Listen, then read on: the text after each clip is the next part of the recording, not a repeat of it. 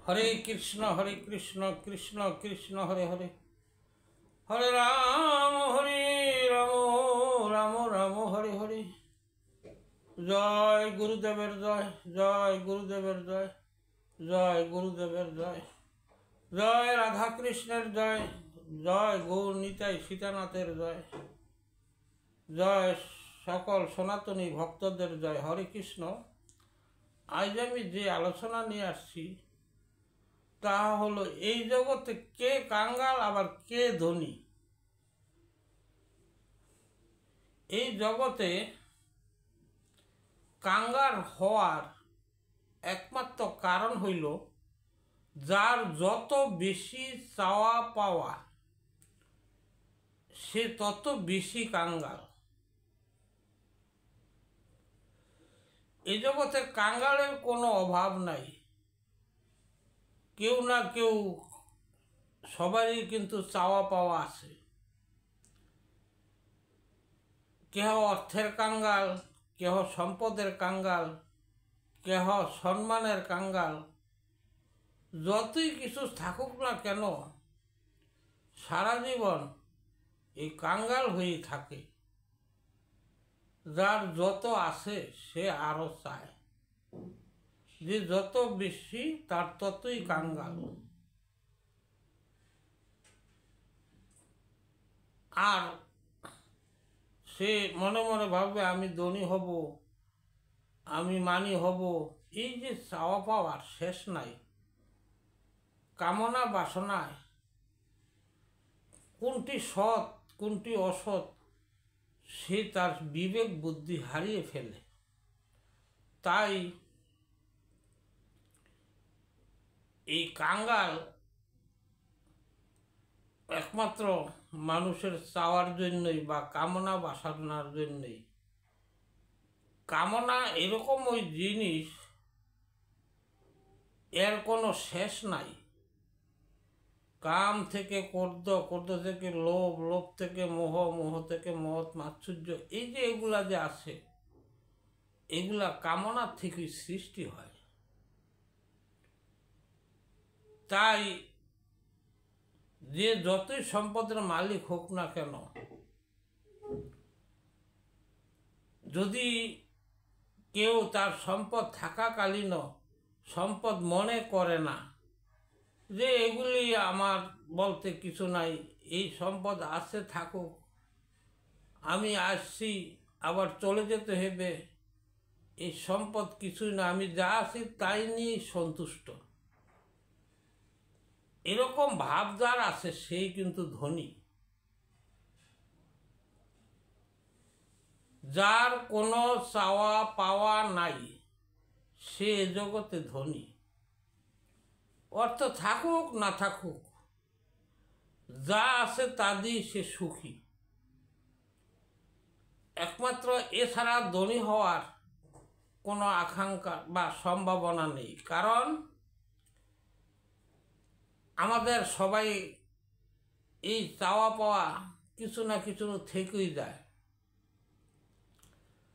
আসলে প্রকৃত চাওয়া জিনিস কি তা কিন্তু আমরা বুঝি না।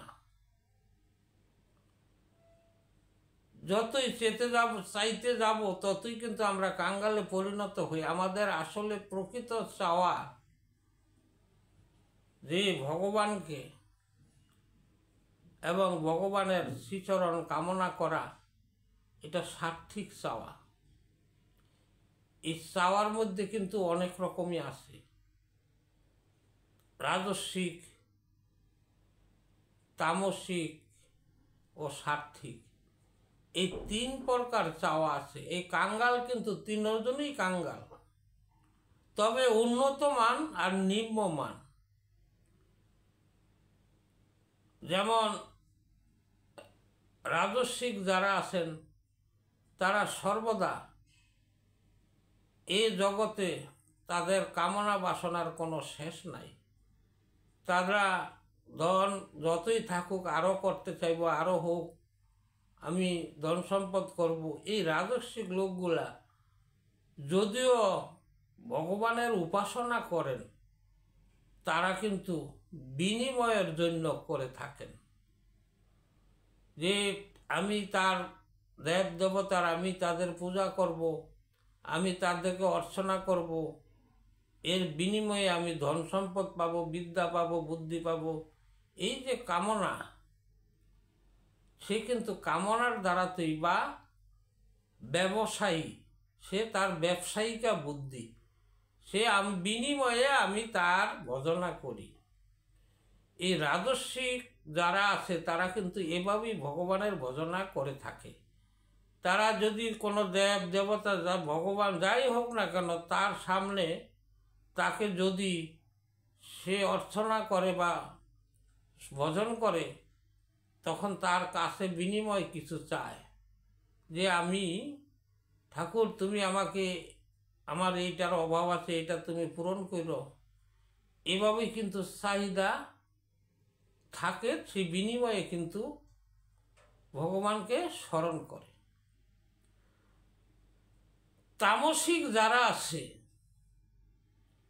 রং তামসা, এরা কিন্তু কোনো ভগবানের কোনো স্মরণ করেন না।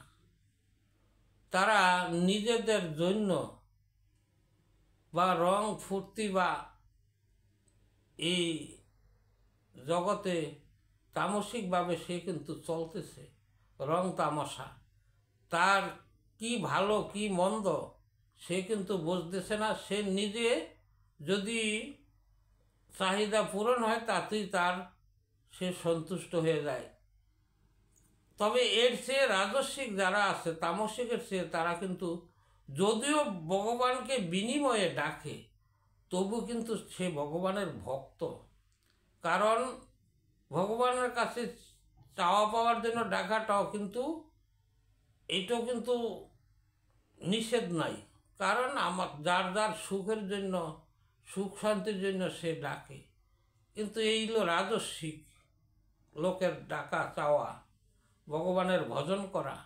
আর সাত্ত্বিক লোকের, যারা সাত্ত্বিক আছে, তারা ভগবানের কাছে চায়, ঠিক আছে, যে আমি স্বর্গবাসী হব, আমি বৈকুণ্ঠে যাব, আমি মুক্তি পাব, এই জন্য ভজনা করে।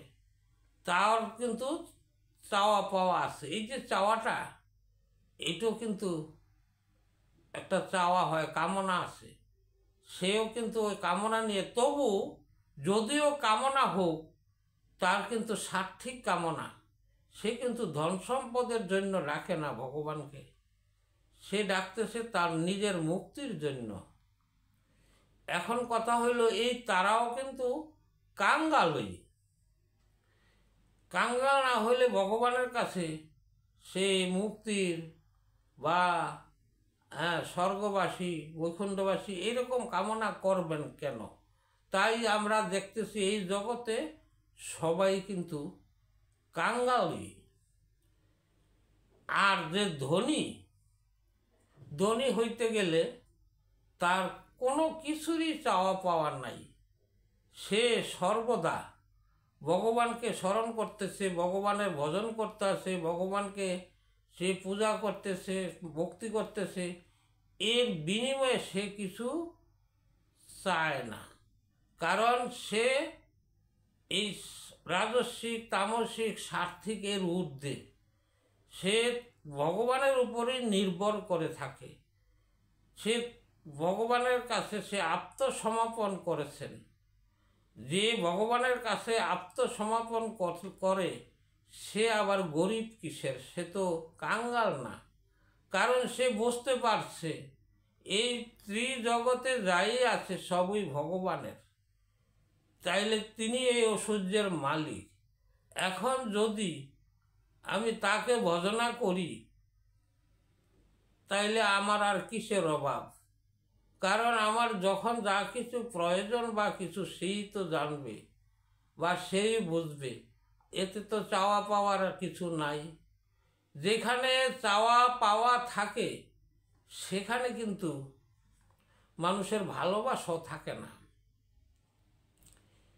এই জগতে আমরা যাই কিছু দেখি না কেন, ভালোবাসা হোক, প্রেম, ভক্তি সবাই কিন্তু বিনিময় করতে চায়, কারো ছাড়া, স্বার্থ ছাড়া কারো কাছে কেউ যায় না। তবে এই যে যায় না, অবশ্যই তার চাহিদা আছে, তাই সেই কাঙ্গাল। একমাত্র ভগবানের ভজন যে করে, যে ঠাকুরের উপরে বা যে আর ইষ্ট দেবতা আছে, যে যাকে ভজনা করে, এর উপরে যদি আত্মসমর্পণ করে দেয়, সেই ধনী।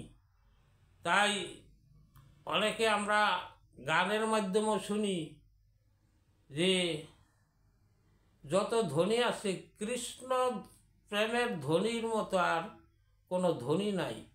এবং ভগবানের ধ্বনি যে আছে, যার ভিতরে ভগবান আছে, সেই কিন্তু ধ্বনি। যে ভগবানকে তার হৃদয়ে স্থাপন করেছেন, এর মতো ধ্বনি এই ত্রিজগতে নাই। তাই বলছি, এই জগতে আমরা কাঙ্গাল কী জিনিস তাও বুঝলাম, এবং ধ্বনি কী জিনিস বা কী ধ্বনি কে আর কাঙ্গাল কে, যদি আপনাদেরকে আমি বিশ্লেষণ করছি, যদি কোনো এতে ভুল ত্রুটি হয়, আমাকে ক্ষমা দৃষ্টিতে দেখবেন। আমার এইখানে আমি বিশ্রাম নিচ্ছি। যদি চ্যানেলটি ভালো লাগে, তাহলে আপনারা এই চ্যানেলটি সাবস্ক্রাইব করবেন। এর বেশি কিছু আমি বলতে পারবো না। আর আমার প্রতি কৃপা দৃষ্টি রাখবেন, আমি যেন কৃষ্ণ ভক্তের চরণধূলি পেতে পারি। হরে কৃষ্ণ কৃষ্ণ কৃষ্ণ হরে হরে, হরে রাম রাম রাম রাম হরে হরে। জয় গুরুদেবের জয়।